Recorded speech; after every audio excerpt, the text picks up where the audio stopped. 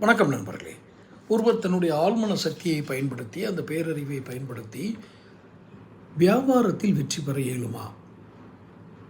சொத்துக்களை வாங்க இயலுமா? சொத்துக்கள் வந்து சேருமா? கார் வாங்க முடியுமா? வீடு வாங்க முடியுமா? தன்னுடைய குழந்தைகளுக்கு சரியான வாழ்க்கை துணையை தேர்ந்தெடுக்க இயலுமா என்றால் முடியும் என்கிறது அந்த ஆழ்மன சக்தியை குறித்த ஆய்வு நடத்தும் வல்லுநர்களின் கருத்து. சும்மா ஆதாரம் இல்லாமல் எதாவது அடிச்சுட்டு போகக்கூடாது அப்படின்னு சொல்லுவாங்க. அதுவும் உண்மைதான்.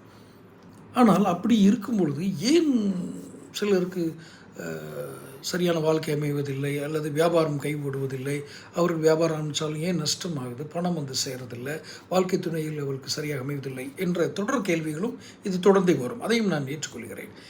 ஆனால் இதற்கெல்லாம் ஒரே வரி, நீங்கள் எவ்வாறு உங்களுடைய புற மனதின் மூலம், வெளி மனதின் மூலம் உள் மனதை பயன்படுத்தினீர்கள். விரிவாக பார்க்க வேண்டும். சேனலில் வீடியோக்கள்